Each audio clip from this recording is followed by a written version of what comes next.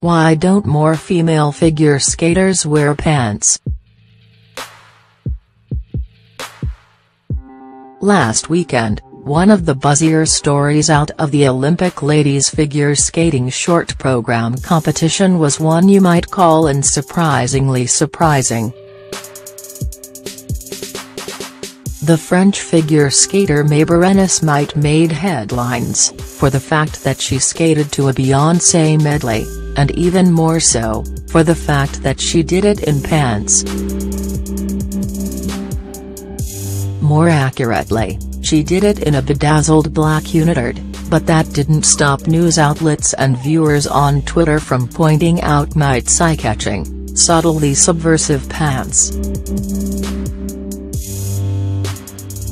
This French figure skater may not have won a medal, but her pants took People's Choice, raved Yahoo!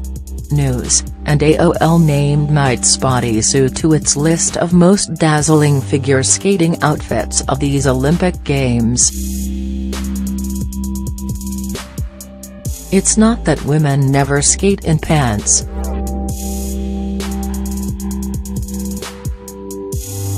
On the contrary, nowadays young skaters influenced by 2000s-era stars like Michelle Kwan and Sasha Cohen, who ushered in an era of sportier practice wear, fill the localized rinks of America with yoga pants and Lululemon workout tops when they practice.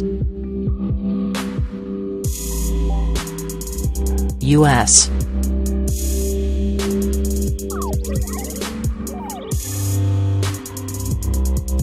Olympic figure skaters Marina Gasu, Brady Tunnell and Karen Chen commonly train in gloves, a t-shirt or athletic top, and a pair of black leggings, even though until just 2 decades ago, women commonly wore, and in some clubs, were required to wear, practice dresses or practice skirts when they worked out.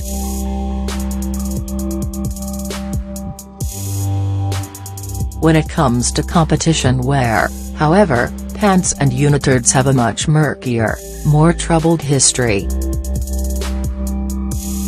The skirtless, body-shaped silhouette, common as it is in other women's Winter Games events like speed skating, skiing, ski jumping, biathlon, skeleton, luge, and bobsled, remains a rare sight, especially in ladies' singles.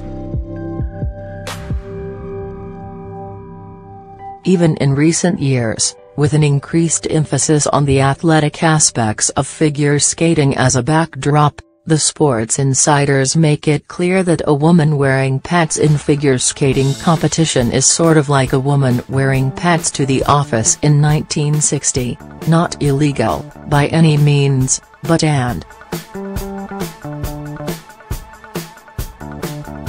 it's definitely a bold move, for sure, says Katrina Nelken, a lifelong figure skater from Chicago who's competed, taught, and worked administratively at various levels of the sport. Nelken wears leggings for practice, and once, in her punk rock teen years, she skated in an exhibition ice show wearing fishnet nylon sleeves and pleather pants, but she's never considered wearing anything with a pant leg silhouette for judged competition.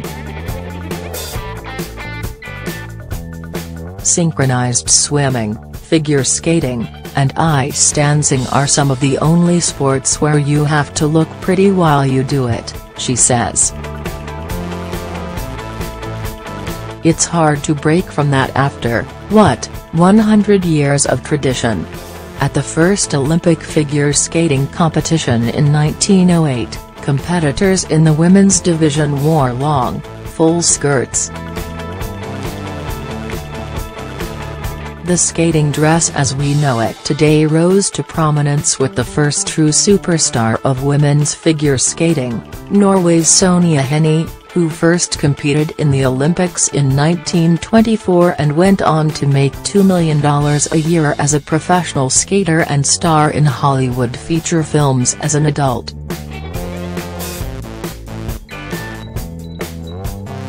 She was 11 at the time, so she could get away with wearing a short skirt, says Ellen Kestenbaum, the author of Culture on Ice, Figure Skating and Cultural Meaning. But Henny nonetheless managed to set a new standard for skaters of all ages, and by the time Dorothy Hamill and Peggy Fleming skated in the 1960s and 1970s, Kestenbaum says, short dresses were the unofficial uniform of the sport. Perhaps it's unsurprising, as with all unspoken status quos, that disruption eventually came. In 1988, an American medical student named Debbie Thomas wore a unitard to skate in the Olympics while her rival, the East German powerhouse Katharina Witt, wore a feathery, skirtless, posterior-revealing leotard. That year, the International Skating Union, the Switzerland-based federation that sets the rules for figure skating, speed skating, short-track speed skating, and synchronized skating worldwide, instituted a rule that a skirt covering hips and posterior was required for ladies' competition, thus barring both leotards and unitards. It is often referred to as the Katharina Rule and occasionally called the Debbie Thomas Rule.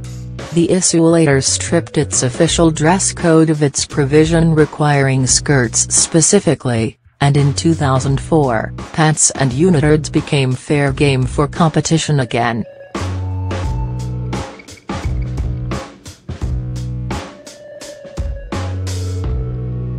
At the 2006 Olympics, the 27-year-old Russian skater Irina Slutskaya wore a subtly sparkly black unitard in her short program, which helped earn her a bronze medal.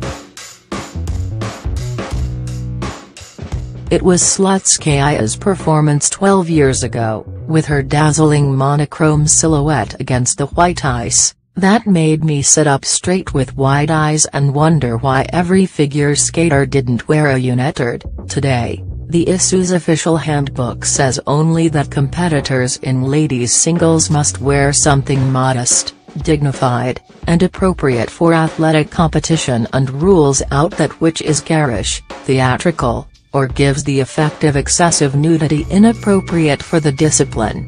It's hard to find a dress code so insistent on preserving a minimum level of taste anywhere in sports, save for maybe Wimbledon, which, in its official rulebook, dictates that any undergarments that either are or can be visible during play, including due to perspiration, must also be completely white except for a single trim of color no wider than 1 centimeter.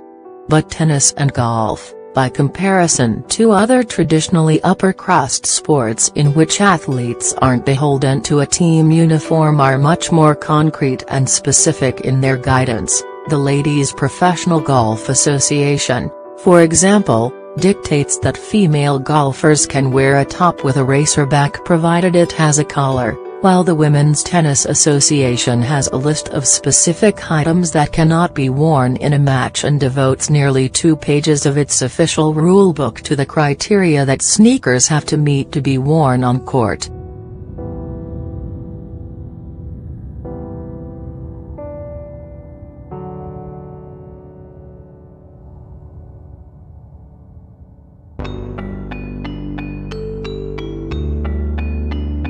In both sports, for what it's worth, women can wear pants, skirts, or shorts, so long as they wear one of those options. That skating's international governing body gives only vague guidance on what to wear would seem to leave room for stylistic risk-taking, but sometimes bold sartorial moves find more fans among outside observers than within the figure skating community.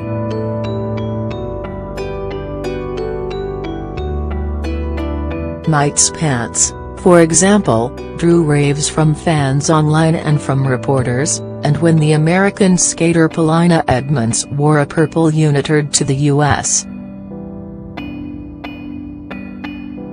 National Championships in January, the style site Track ran a story titled "Figure Skating Needs More Dope Unitards Like This One," praising it as figure skating's answer to the gender-agnostic red carpet trend of women in tuxes.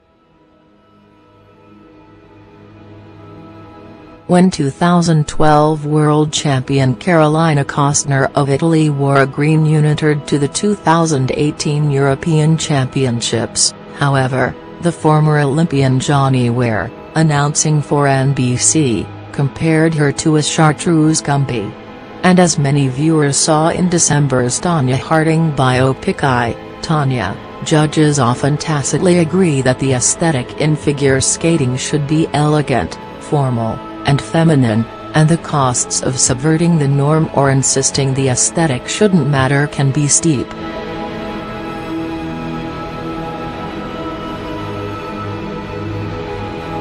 The thing with figure skating is, it's pretty conservative, for the most part, says Renee Jelisinskij, a skating coach and skating outfit designer based in Minnesota.